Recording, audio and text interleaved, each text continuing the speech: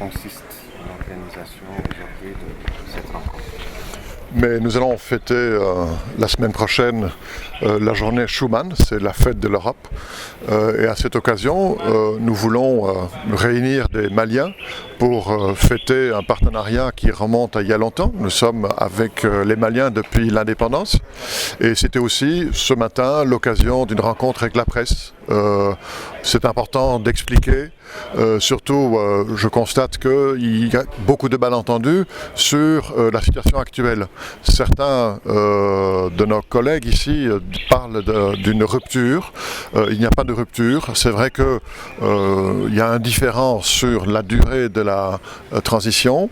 Il y a un différent sur la présence d'éléments russes.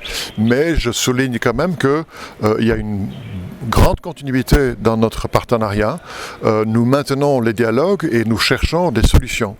L'Union européenne, qui regroupe, je le rappelle quand même, 27 États membres européens, veut faire partie de la solution, veut apporter des moyens de faciliter d'arriver à la stabilisation du pays.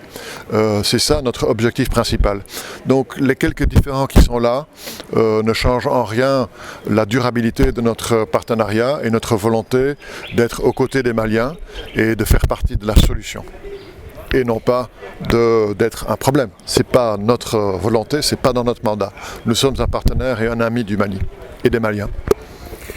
Donc vous avez tantôt souligné les deux obstacles en fait, que vous rencontrez avec les autorités actuelles, et c'est-à-dire que même s'il n'y a pas de rupture, il y a quand même un froid qui s'est installé entre l'Union européenne et les autorités actuelles.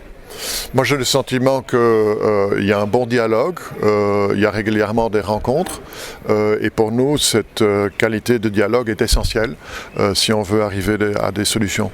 Donc moi je n'ai pas le sentiment qu'il y ait un froid. Je crois que cette relation entre l'Union européenne et le Mali est une relation basée sur une longue histoire commune, sur une volonté d'être ici non seulement comme un partenaire diplomatique, mais aussi comme un partenaire de développement, comme un partenaire humanitaire et finalement aussi un partenaire en faveur de la sécurité. Et si nous travaillons sur la sécurité, c'est dans une logique de renforcer les capacités.